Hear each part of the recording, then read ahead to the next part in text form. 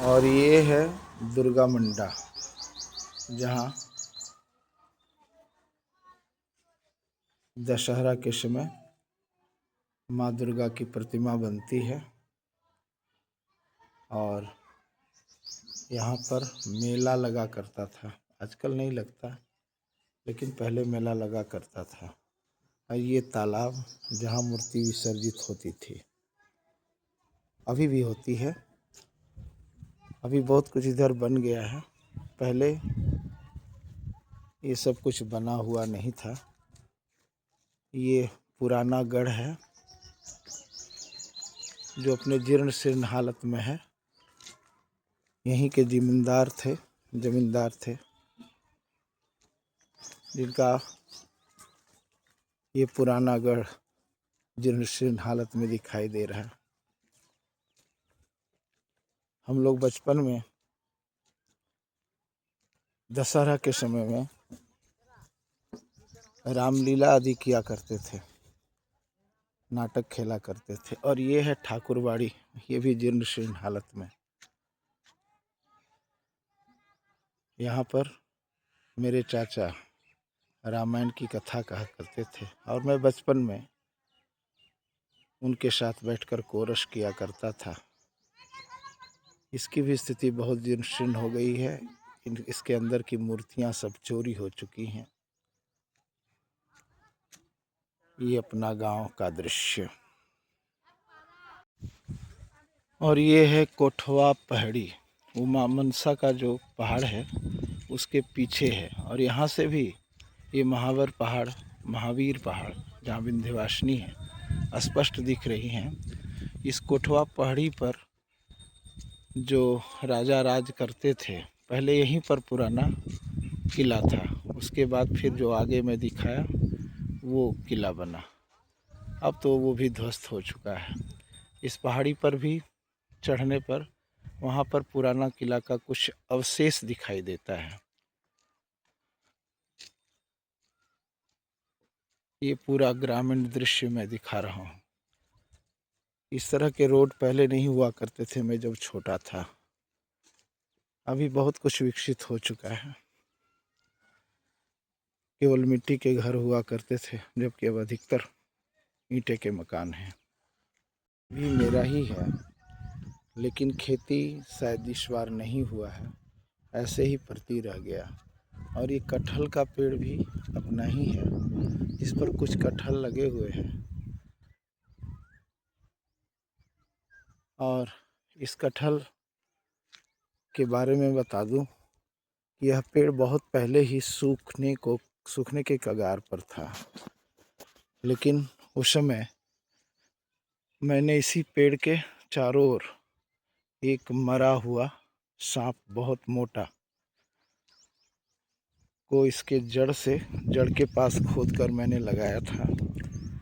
और इसके सारे छिलके को जो ऊपर में जो इस तरह के छिलके, उसको पूरे पेड़ पर चढ़ करके मैं हटाया था। उसके बाद इस पेड़ को जैसे नया जीवन दान मिला हो, फिर से ये ठीक हो गया था। मैं इस तरह से छिलकों को हटाया था तो फिर इसको एक नया जीवन दान मिला था। इस तरह से अगर पेड़ बहुत पुराने हो गए हों, सूखने कगार पर हों, तो इस तरह के छिलके को हटा देने से फिर से उस पेड़ को नया जीवन दान मिलता है। ऐसा किसी ने मुझे बताया था, तो मैंने ऐसा किया था। उसके परिणाम स्वरूप फिर से ये पेड़ हरा भरा हो गया था। इसके जड़ में मैंने धामन सांप जो बड़ा मोटा था, मरा हुआ मिला था, उसको इसके जड़ में के नीचे चारों ओर से लगाकर मिट्टी भर दिया था। और ये पेड़ फिर से नवजीवन को प्राप्त किया था। आज भी ये पेड़ है। और ये देखिए धर्म सागर, इसमें कमल के फूल भेंट खिल रहे हैं। पानी है अभी इसमें। और कहा जाता है यहाँ ये दुख हरण। और यहाँ पर इधर तालाब हुआ करता था जिसे मैंने भी नहीं देखा। इसको कष्ट हरण कहा जाता था इस तालाब को, लेकिन जो अभी तालाब की स्थिति में नहीं है। लेकिन हाँ, ये तालाब जिंदा है और यहाँ पर अभी भी पानी है। यहाँ स्नान किया जा सकता है। और ये देखिए मंदिर, ये दुख हरण मंदिर के नाम से जाना जाता है। ये मंदिर के साथ कुछ और भी बना है जो पहले नहीं बना था, अब बना है। केवल मुख्य मंदिर ये हुआ करता था, विश्राम गृह आदि जो है अब बने हैं। हनुमान मंदिर भी अब बना है। ये चापाकल भी पहले नहीं हुआ करता था, अभी सब ये नवीन संरचना है। केवल ये मंदिर दुख हरण हुआ करता था। और ये आवाज़ देखिए जो सुनाई पड़ रहा है, ये जंगलों में आवाज़ सुनाई पड़ता है, उस आवाज़ को आप सुन सकते हैं, प्रकृति का आनंद ले सकते हैं। और यहाँ से वो चोटी और अच्छे से दिखाई दे रहा है। उसी चोटी पर माँ विंध्यवासिनी विराजती हैं। इस पहाड़ पर मैं 2 बार चढ़ चुका हूँ और इस पहाड़ पर ऊपर जाने का रास्ता, ट्रैकिंग करने का रास्ता इधर से ही होकर जाती है। रास्ता जाता है इधर से ही होकर। मैं कई बार इस पहाड़ पर चढ़ा हूँ, कई बार नहीं, 2 या 3 बार मैं इसके चोटी पर चढ़ा हूँ, माँ भगवती का पूजा किया हूँ। और जैसे ये दुख हरण मंदिर आपने देखा, वैसे ही कष्ट हरण मंदिर भी है। थोड़ा दूर चल के मैं दिखा रहा हूँ। जैसे दुख हरण और कष्ट हरण, ये दोनों मंदिर यहाँ पर हैं। वो पेड़ से छुपा हुआ है, थोड़ा सा आगे जाने पर दिखाई देगा। यहाँ पर एक साधु रहा करते थे मेरे होश में, अब तो कोई नहीं रहता। बहुत कुछ बदल चुका है। हम अपने बचपन को याद करें तो यहाँ एक आंवला का पेड़ हुआ करता था, जहाँ पूजा करने अपने घर की स्त्रियाँ आया करती थीं। मैं भी बचपन में आया करता था। अब वो आंवला का पेड़ भी नहीं है, सब कुछ बदल गया।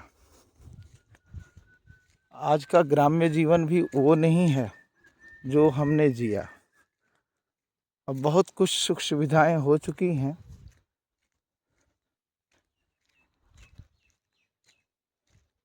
ये देखिए कष्टहरण मंदिर, इसी के आगे भी एक तालाब था जो कि अब तालाब नहीं है।